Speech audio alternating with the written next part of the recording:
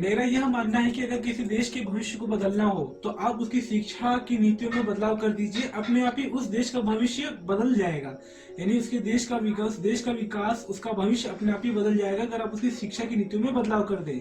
इसी चीज का ध्यान रखते हुए भारत सरकार द्वारा 29 जुलाई 2020 को एक नई शिक्षा नीति को प्रस्तुत किया गया। आज की वीडियो में हम यह चर्चा करेंगे जो यह नई शिक्षा नीति है उस शिक्षा नीति के अंदर क्या क्या बदलाव हुआ है, यानी कि उसका कक्षा एलकेजी से लेकर पीएचडी तक क्या क्या इफेक्ट होगा, उसकी क्या पॉजिटिव साइड्स हैं और आगे चलकर उसमें क्या नेगेटिव आ सकती है, और उसमें और कितना बदलाव हो सकता था कि वो और अच्छे तरीके से निखर सकता था। और हम साथ साथ में ये भी जानेंगे कि यह शिक्षा नीति कब से लागू हो सकती है। उसमें सबसे पहले जो शिक्षा में बदलाव हुआ था वो 1968 में हुआ था, उसके बाद जो बदलाव हुआ था 1986 में, उसके बाद 1992 और उसके बाद जो सबसे बड़ा बदलाव हुआ है वो आपका 2020 में हुआ है। इस चीज को ध्यान में रखते हुए अगर देखा जाए अगर इन सभी ईयर्स में, तो सबसे बड़ी जो कमेटी बनी है शिक्षा के बदलाव के अंदर, शिक्षा की नीतियों को बदलने के लिए सबसे बड़ी जो नीति बनी है, जो सबसे बड़ी कमेटी बनी है 2020 की बनी है इन सभी की अपेक्षा में। इससे क्या फायदा होगा, यानी कि जो ये कमेटी बनी, पहले इसके बारे में समझ लेते हैं। जो ये कमेटी थी इसकी अध्यक्षता की थी हमारे पूर्व इसरो के अध्यक्ष कस्तूरी रंगन ने। जैसा कि वो खुद ही एक अंतरिक्ष वैज्ञानिक थे तो उनको खुद को शिक्षा का महत्व पता था, तो इसके अंदर हर बड़े से बड़े शहर और छोटे छोटे गांव को शामिल किया गया और उनके अध्यक्षता के अंदर इस पूरी कमेटी ने नई शिक्षा।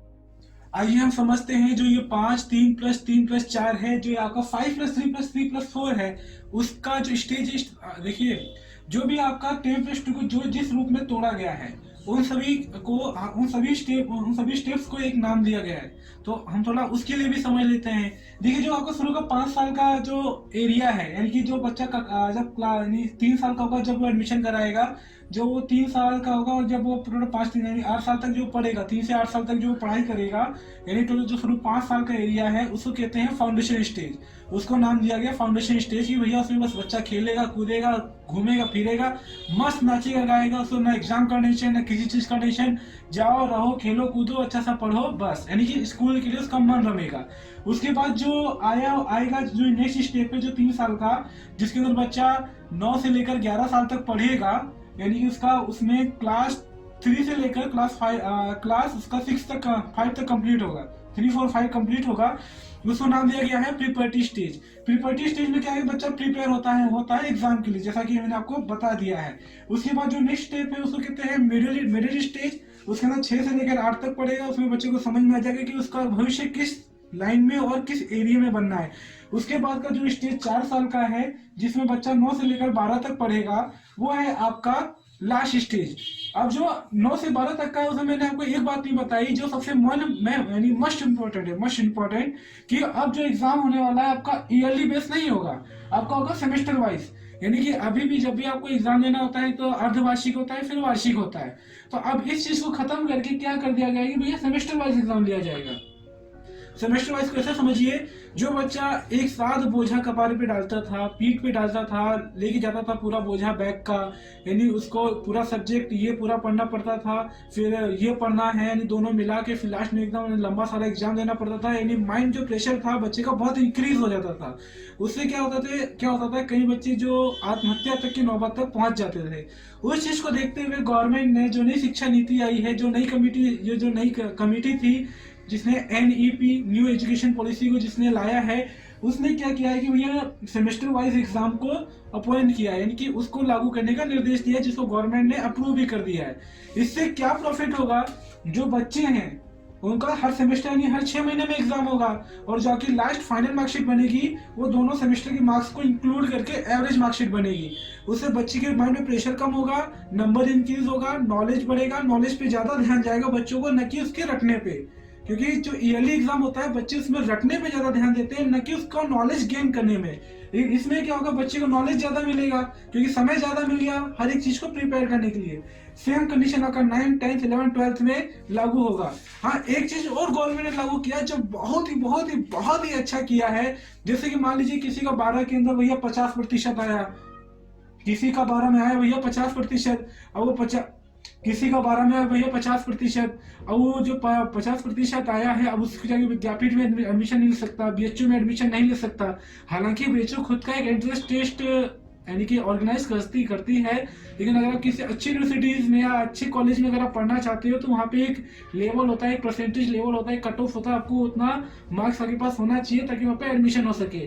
तो उस चीज को गवर्नमेंट ने देखते हुए क्या किया है कि एक CAT नाम का टेस्ट लागू कर दिया, यानी कॉमन एप्टीट्यूड टेस्ट। इसके अंतर्गत क्या होगा, जो बच्चा होगा उसका 12th में कम नंबर है, अब वो CAT टेस्ट देगा, उसका जो भी स्कोर कार्ड है उसके 12th वाले नंबर के साथ इंक्लूड हो गए, मर्ज होके उसके आगे के लिए प्रदर्शित हो जाएगा। अब आगे के लिए प्रदर्शित होगा मतलब वो अगर कहीं पे भी अप्लाई करेगा तो उसके लिए उस दोनों मार्क्स को प्रिफर किया जाएगा, और CAT जो देगा उसका अच्छा नंबर आ जाएगा, यानी कि जो 12th में अगर 50% है, CAT में अच्छा खासा उसका रैंक बन गया, तो दोनों को दोनों अंकों को मर्ज करके अगर उसका कट ऑफ के लायक होगा तो उसको अच्छा कॉलेज भी मिल सकता है। यानी कि आपका लो परसेंटेज भी होगा तो भी आपको अच्छे कॉलेज गेन करने के बहुत अच्छे चांसेस होंगे। यानी कि आप सभी टेस्टों को हटाकर एक नॉर्मल सा CAT लागू कर दिया गया है 12 वर्ष की। अब 12 वर्ष की जब स्कूलिंग खत्म हो जाती है तो आप किस में जाती है, यूनिवर्सिटीज में। वहां पर भी जो नई शिक्षा नीति उसमें बहुत बड़ा बदलाव किया गया है।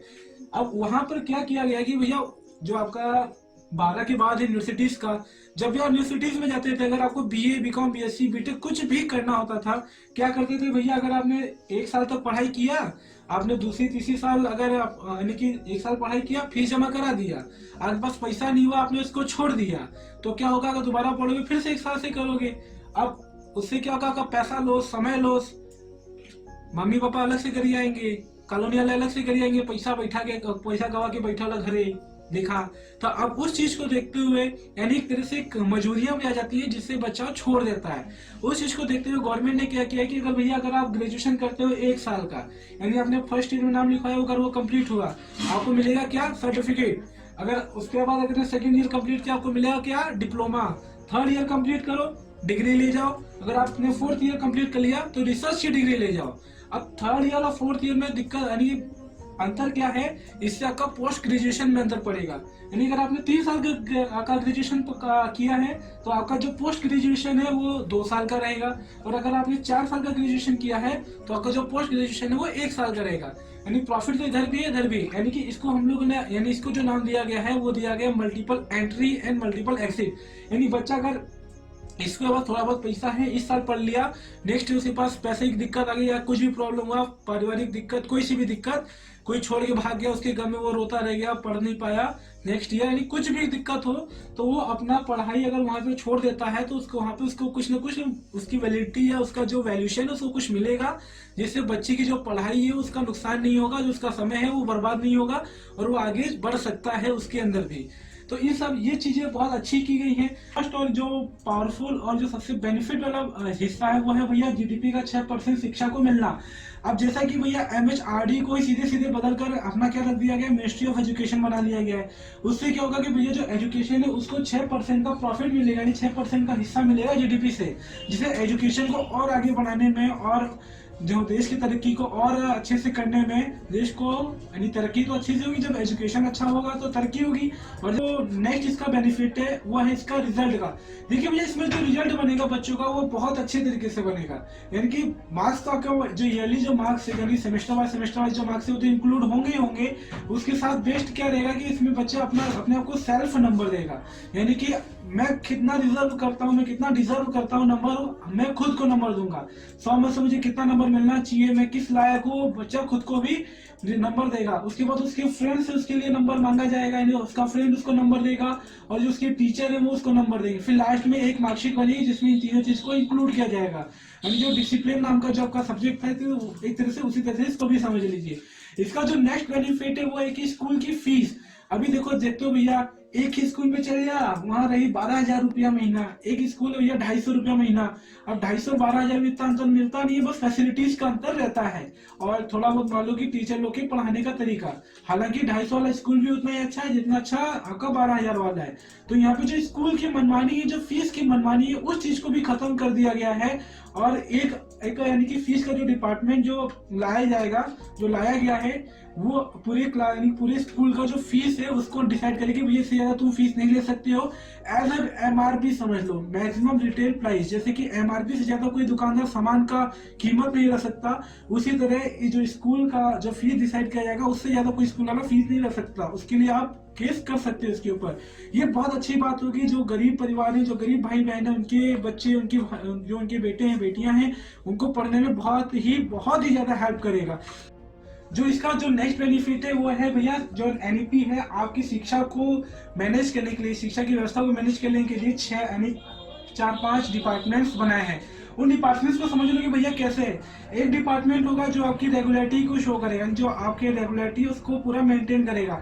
हर एक एरिया के अंदर एक विभाग बनाया जाएगा, कुछ बच्चों का कुछ यानी कि कुछ लोगों का एक विभाग बनाया जाएगा। वो क्या करेगा, सभी स्कूल में आके सर्वे करेंगे कि भैया यहाँ पे जो टीचर्स हैं वो सही से आ रहे कि नहीं आ रहे, बच्चे सही से आ रहे कि नहीं आ रहे, कहीं कहीं किसी चीज में प्रॉब्लम तो नहीं है। जो रेगुलरिटी है, जो पढ़ाई की रेगुलरिटी वो कैसे चल रही है, बच्चों को समझ में आ रहा है कि नहीं आ रहा है, क्या रहता है उनकी फैमिली का, क्या उनका रेस्पॉन्स है, उनके माता पिता क्या रेस्पॉन्स है कि बच्चा अच्छे से पढ़ नहीं पा रहा है कि क्या है, वो सब चीज को कौन देखेगा, ये रेगुलरिटी वाला डिपार्टमेंट। यानी कि टीचर्स की रेगुलरिटी और बच्चे की रेगुलरिटी को कौन यानी कि कौन मैनेज करेगा, ये रेगुलरिटी वाला डिपार्टमेंट। इसके बाद जो नेक्स्ट डिपार्टमेंट है वो है आपका इसका सिलेबस वाला।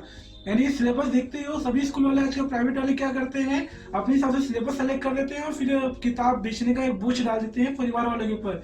यानी कि जितने की फीस नहीं रहती उतनी का उनको किताब दे दिया जाता है। यानी कि पहाड़ की कीमत है नहीं, यहाँ पे चूहे की कीमत इतनी ले ली जाती है जितने में आप पूरा पहाड़ खरीद लोगे। साल भर का फीस अलग है और साल भर की फीस के बराबर किताब का मटेरियल अलग है। तो उस चीज को देखते हुए गवर्नमेंट ने एक सिलेबस का निर्धारित कर दिया गया कि सभी पूरे स्कूल के अंदर, यानी पूरे इंडिया के पूरा जो भारतवर्ष है उसके अंदर जितने भी स्कूल हैं उन सभी के अंदर बस यही जो सिलेबस है यही सिलेबस चलेगा, इन्हीं सिलेबस की किताबें चलेंगी, ताकि जो स्कूल की मनमानी वो खत्म हो जाएगी। ये बहुत अच्छा एक बेनिफिट पार्ट है। उसके बाद जो नेक्स्ट पार्ट डिसाइड किया गया वो है रिजल्ट का। इसमें एक डिपार्टमेंट निकाला गया है जो पूरी इंडिया के जितनी भी स्कूल है उसका पूरा रिजल्ट का कामकाज देखेगी। यानी बस वही एक संस्था रहेगी जो बस रिजल्ट निकालेगी, वो बस मार्क्स पूरा लिखेगी, रिजल्ट निकालेगी, रिजल्ट का शो का काम बस उस रिजल्ट वाले डिपार्टमेंट का रहेगा। इसके बाद एक और डिपार्टमेंट बनाया गया है, वो है आपका कौन सा है, सैलरी का। ना इसके बाद एक और डिपार्टमेंट बनाया गया है जो आपको डिनोट करेगा सैलरी को। यानी कि भैया किस टीचर को कितनी सैलरी जानी चाहिए, कौन सा, यानी गवर्नमेंट टीचर की जो सैलरीज होती हैं वो आपका ये चौथा डिपार्टमेंट शो करेगा। इसके बाद जो सबसे अच्छा बेनिफिट लाया गया है वो लाया गया है ये फॉरेन यूनिवर्सिटीज। जो फॉरेन की जो ग्रेट यूनिवर्सिटीज होती हैं अब उनको इन्वाइट किया जा रहा है कि भैया तुम भारत में आओ, यहाँ पे आके ब्रांच खोलो। इससे पहले भी इस चीज को अच्छे से प्रमोट किया गया था, लेकिन वहाँ पे एक शर्त रखी गई थी कि जो भैया बाहर से यूनिवर्सिटीज आएंगी वो 50-60 करोड़ रुपए यहाँ पे एज ए सिक्योरिटी मनी जमा कराएंगी। यानी कि वो गवर्नमेंट लेगी नहीं, ऐसे उनकी सिक्योरिटी लेगी कि तुम भैया अगर कभी यहाँ से यूनिवर्सिटी बंद करके भाग जाते हो तो जो बच्चे की फीस है वो उसको इस चीज से रिकवर किया जा सके, जो कि एक बहुत बड़ा एक नेगेटिव पॉइंट था बाहर की यूनिवर्सिटीज को यहाँ पे आने के लिए। यानी कि कौन है भैया ऐसा जमाने में जो 50 करोड़ रुपया यहाँ पे पहले जमा करे सिक्योरिटी के तौर पे, फिर यहाँ पे स्कूल खोले, कमर की रीढ़ तो आपने वैसे ही तोड़ दी। तो उस चीज को देखते हुए गवर्नमेंट ने क्या किया, जो सिक्योरिटी का जो फीस था उस चीज को खत्म कर लेकिन हालांकि एक तरह से राजनीतिक तरह से भी इसको देखा जा सकता है। तो उन्होंने क्या किया कि जो सिक्योरिटी नाम की जो यानी सिक्योरिटी के नाम पे जो 50 करोड़ रुपया जो लिया जा रहा था उस चीज को खत्म कर दिया। उस चीज को खत्म करने से क्या होगा कि बाहर की यूनिवर्सिटीज आके अपने भारत में अपना कॉलेज लगाएगी तो अपनी यूनिवर्सिटीज को स्थापित करेगी। उससे क्या होगा, जो यहाँ के बच्चे उनको भी वर्ल्ड लेवल का हाईएस्ट वर्ल्ड लेवल का यानी टॉप लेवल का एजुकेशन उनको मिल सकता है। लेकिन लेवल की यूनिवर्सिटीज होती है उनको इनवाइट नहीं किया जा रहा है, यानी कि अगर वो भी आएंगे तो उनको भी इनवाइट किया जाएगा, लेकिन उनसे अच्छी खासी सिक्योरिटी मनी ली जाएगी। अभी पता चले कि पाकिस्तान यूनिवर्सिटी है वो आके यहाँ पे ब्रांच डालना चाहती है तो उसको हम लोग डालने नहीं देंगे। अगर वो डाल देगी तो यहाँ के सभी लोगों को आतंकवादी बना देगी और बच्चे अभी किताब देके बंदूक लेके घूमने लग जाएंगे। यानी कि यहाँ पे जो टॉप क्लास की यूनिवर्सिटीज है बस उन्हीं को इनवाइट किया जाएगा। जो आपकी लो क्लास की है, पाकिस्तान की इस्लामाबाद यूनिवर्सिटी है, उन सबको इनवाइट यहाँ पे नहीं किया जाएगा। अगर करा भी जाएगा तो वहाँ पे बहुत सारी शर्तें लगाई जाएंगी, तब जाके वो यहाँ पे खोल सकते हैं। हालांकि वो खोलने का तो कोई चांस ही नहीं पैदा होता। वैसे ही फकीर है, वो हमको क्या देगा, यानी कभी बेटवा बाप को दे सकता है, यानी बेटवा बाप से आगे नहीं जा सकता ना। तो उस चीज को देखते हुए वो तो वैसे ही नहीं आएगी। और बाकी आसपास की जो अच्छी यूनिवर्सिटीज हैं वो यहाँ पे आके ब्रांच डाल सकती है और अच्छे से यहाँ पे एजुकेशन को जो है वो फैला सकती है। ये बहुत अच्छा है, जो गवर्नमेंट से बहुत अच्छा जो कदम उठाया गया बहुत अच्छा है। मेरे हिसाब से तो इसको ये बहुत ही ज्यादा अच्छा है, अच्छा एजुकेशन के लिए और बच्चे की प्रगति के लिए। और इसके बाद तो इसका नेक्स्ट बेनिफिशियल और पॉजिटिव पॉइंट है वो है भैया टीचर्स के लिए 4 साल का एक ट्रेनिंग अलग से, यानी कि जो टीचर्स होते हैं उनको भी तो आना चाहिए ना पढ़ाना। पता चल गया कभी किसी को आता नहीं पढ़ाना, खड़ा हो गया, तो वहाँ पे क्या होगा, जो बच्चा होगा उसको भी यानी कि लैक ऑफ नॉलेज के कारण वो जो समझा ना पाने के, सामने वाला ना समझा पाए, उस चीज की कमी के कारण जो बच्चा है वो अच्छे से ना समझ पाएगा ना पढ़ पाएगा, जिससे बच्चे का एजुकेशन है वो अधूरा रह जाएगा। तो इस चीज को देखते हुए गवर्नमेंट ने क्या किया है कि भैया 4 साल का टीचर्स के लिए ट्रेनिंग पॉइंट यानी ट्रेनिंग प्रोग्राम चलाया है। तो उसके अंदर क्या होगा कि टीचर्स को 4 साल का ट्रेनिंग दिया जाएगा ताकि वो अपना अच्छे से पढ़ाई यानी पढ़ाने का जो तरीका वो अच्छे से इम्प्रूव कर सके और खुद का भी नॉलेज इंक्रीज कर सके। ये अच्छा बेनिफिट है और एक अच्छा पॉजिटिव साइड है। ये सारी हमारी जो पॉजिटिव साइड्स थी, ये सभी हमारी पॉजिटिव साइड्स थी न्यू एजुकेशन पॉलिसी की। चलिए हम इसकी कुछ नेगेटिविटी की भी बात कर लेते हैं। भैया न्यू एजुकेशन पॉलिसी में कुछ भी नेगेटिविटी नहीं लगा, मुझे कुछ भी नेगेटिविटी नहीं लगा। इसमें बस एक छोटा सा नहीं कि एक छोटा सा नेगेटिविटी पॉइंट है, वो ये है कि भैया जो आपका इंग्लिश जो सब्जेक्ट है उस चीज पे कम ध्यान दिया गया है। इंग्लिश पे कम ध्यान देने का मतलब है कि सीधे सीधे कि भारत को बाहर नौकरी मिलने का चांस कम, लेकिन उस चीज को भी वो जो कमी है उस चीज को भी पूरा किया जा सकता है एक्स्ट्रा क्लास के रूप में, या बच्चे को एक अलग से इंग्लिश के लिए एक थोड़ा छोटा सा अलग से कुछ भी क्लास के अंदर एक छोटा सा अरेंजमेंट करके बच्चे को एक अलग से इंग्लिश का नॉलेज देके उस चीज कमी को भी पूरा किया जा सकता है। अगर कोई बच्चा इंग्लिश सब्जेक्ट को चूज कर रहा तो अच्छी बात है, नहीं तो उसको जो बाकी बच्चे हैं उनको अलग से इंग्लिश का जो बेसिक नॉलेज है वो देके इस चीज को पूरा किया जा सकता है। इसका जो दूसरा यानी कि नेगेटिव थिंग है कि नेगेटिव पॉइंट है वो क्या होगा कि भैया सेंट्रलाइज्ड है, यानी कि अगर आगे फ्यूचर में देखिए, अभी के लिए तो अच्छा है भैया, और हाँ एक अच्छी चीज आगे चल के यानी कि देखा जाए चीनी आगे चल के शुगर बनता है, मिठाई आगे चल के बीमारी बन सकती है। तो अभी के लिए तो स्टेट के लिए अच्छा है, क्योंकि जो यहाँ की पूरी एजुकेशन पॉलिसी वो क्या सेंट्रलाइज्ड है, यानी कि सेंट्रल पे पूरा निर्भर, यानी सेंट्रल से ये केंद्र से पूरा केंद्र सरकार इसको पूरा ऑपरेट करेगा। अब इसका बेनिफिट तो केंद्र को ही है पूरा, अब स्टेट को इतना नहीं। कि यहाँ से क्या हो रहा है, स्टेट गवर्नमेंट के जो अधिकार है उसका एक तरह से हनन माना जा रहा है, एक तरह से उसका जो अधिकार है उसको छीन लिया जा रहा है। यानी जो स्टेट के अंदर जितने भी एजुकेशन सिस्टम होगा वो पूरा केंद्र निर्धारित करेगा, स्टेट का इतना उसमें हाथ नहीं रहेगा। इसलिए यानी कि एक छोटा सा नेगेटिव पॉइंट है जो इसमें हम लोग मान सकते हैं। हालांकि इतना भी बड़ा इशू नहीं, क्योंकि जब पढ़ना है तो जब पढ़ेगा तभी तो देश बढ़ेगा। जब इंडिया का यानी कि उस स्टेट का जो बंदा पढ़ेगा तो अपने आप में वो स्टेट आगे बढ़ेगा। तो मुझे इतना भी वो हार्ड नहीं लगा, यानी कि इतना भी वो नेगेटिविटी नहीं लगी। तो इसके कुछ नेगेटिव कुछ पॉजिटिव साइड्स थी। चलिए हम इसमें अपने खुद की भी कुछ राय ऐड कर देते हैं, यानी कि हमारे हिसाब से इसमें और क्या ऐड कर देना चाहिए था जिससे इसके अंदर और अच्छे से निखार आ सकता था।